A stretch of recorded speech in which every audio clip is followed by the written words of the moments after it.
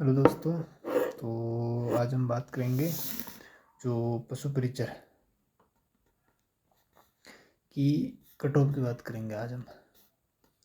तो आपने काफ़ी वीडियो पशु परिचर कट ऑफ के ऊपर देखे होंगे। तो कुछ लोग ज़्यादा बता रहे हैं, बहुत ज़्यादा हाई बता रहे हैं, कोई 125 130 बता रहा है और कई कोचिंग वाले बहुत कम भी बता रहे हैं, जैसे किसी ने 105 से 110 के बीच में बता रहे हैं। तो आज सारी कोचिंग वगैरह का देखने के बाद एक अनुमान मैं आपको बताने की कोशिश करूँगा और हो सकता है आप मेरी बात से सहमत हो, क्योंकि अगर किसी के ज़्यादा नंबर आ रहे हैं तो उसको लगेगा कि यार भाई कम बता दी, और किसी के कम आ रहे हैं तो उसको लगेगा कि यार आज ज़्यादा बता रहा है। फिर भी मैं आप सबको संतुष्ट करने की कोशिश करूँगा। तो चलिए हम बात करते हैं। अगर हम जनरल की बात करें तो जनरल के अंदर अगर किसी के 120 से 122-23 120 से 122-23 अगर किसी के सही बैठ रहे हैं तो मेरे हिसाब से उसका फाइनल सिलेक्शन हो जाएगा।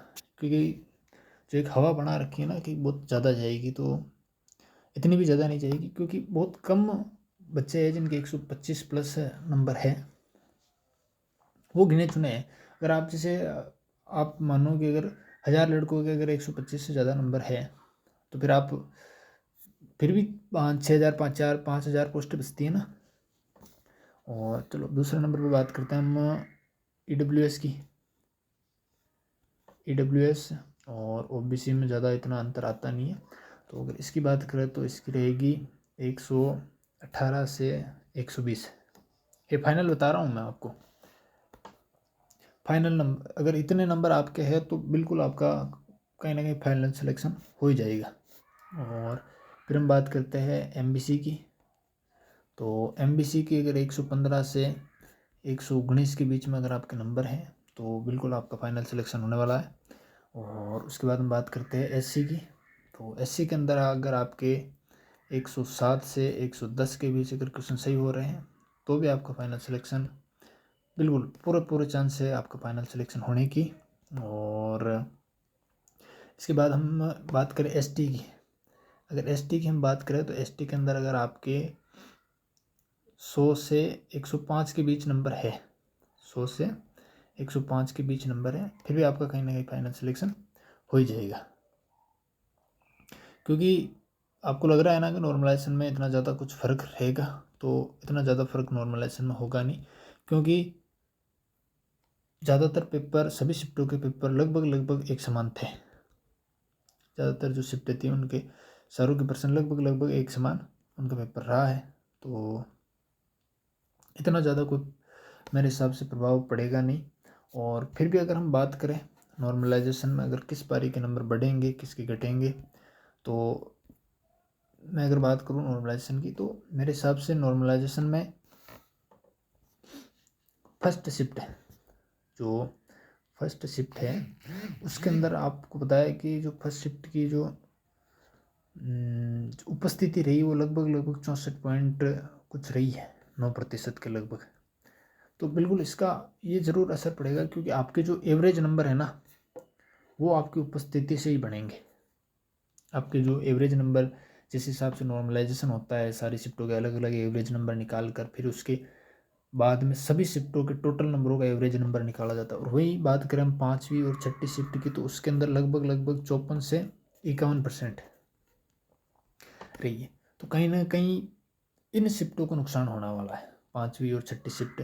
क्योंकि हो सकता है कुछ लोग 5वीं 6ठी शिफ्ट से हो तो मेरे से नाराज़ भी हो सकते हैं, लेकिन भाई देखो सत्यता यही है। क्योंकि आपका जो उपस्थिति इसके अंदर जो कम बैठी है और उसका कहीं ना कहीं आपको नुकसान होगा। क्योंकि आपके एवरेज जो नंबर है इसके अंदर, लोगों के एवरेज नंबर भी इसके अंदर थोड़े से ज़्यादा नंबर आ रहे हैं लोगों के, और उपस्थिति भी इसकी कम रही है। तो बिल्कुल इसका कहीं ना कहीं आपको नुकसान देखने को मिलेगा। और बाकी बात करें अगर नंबर बढ़ने की, तो जहाँ तक मेरा अनुमान है ज़्यादा नंबर बढ़ेगा नहीं।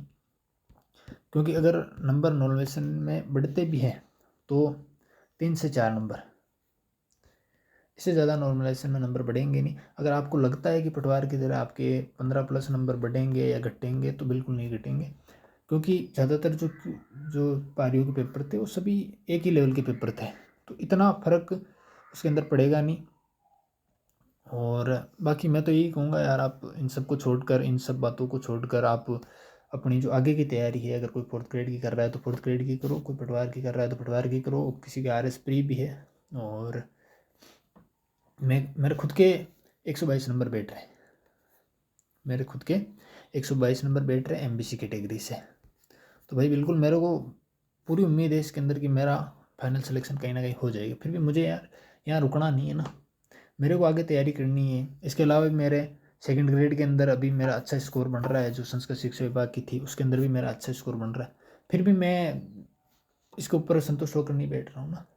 मेरा RS मेंस भी क्लियर है, तो मैं इंटरव्यू की तैयारी भी कर रहा हूँ, और अगर इस बार नहीं होगा तो आगे की और कोशिश करेंगे। तो मेरा यही कहना है यार भाई, आप कुल मिलाकर आपने जो आपका कर्म था वो कर लिया, अब फल देना भगवान के हाथ में है। और रही बात उसकी, तो आप उम्मीद ज़रूर रखो भगवान से, क्योंकि देखो उम्मीद पे ही दुनिया कायम है, तो आपको उम्मीद ज़रूर रखनी चाहिए कि आपका हो जाएगा। और फाइनल में ये लास्ट बात मैं यही कहूँगा कि अगर आपका फाइनल में मैं लास्ट बात यही कहूँगा कि अगर आपका किसी भी भाई का 115 उसके आसपास अगर आपका नंबर है, चाहे आप किसी भी कैटेगरी से हो जनरल को छोड़ के, तो बिल्कुल आपका पूरा चांस है। और जनरल में 5 नंबर आप ज़्यादा कर लो। अगर जनरल वाला है 120+ अगर है जनरल का कोई भी बंदा, बिल्कुल आपका फाइनल सिलेक्शन होगा। और कुछ नहीं होगा तो यार 2 गुना में तो होगा, और आप अपना डॉक्यूमेंट तैयार रखो, तो 2 गुना में आपका फाइनल सिलेक्शन हो जाएगा। तो चलो दोस्तों, अगर आपको वीडियो अच्छी लगी हो तो चैनल को सब्सक्राइब करो और लाइक करना ना भूलें, और आपके छोटे भाई को सपोर्ट ज़रूर करें। Thank you.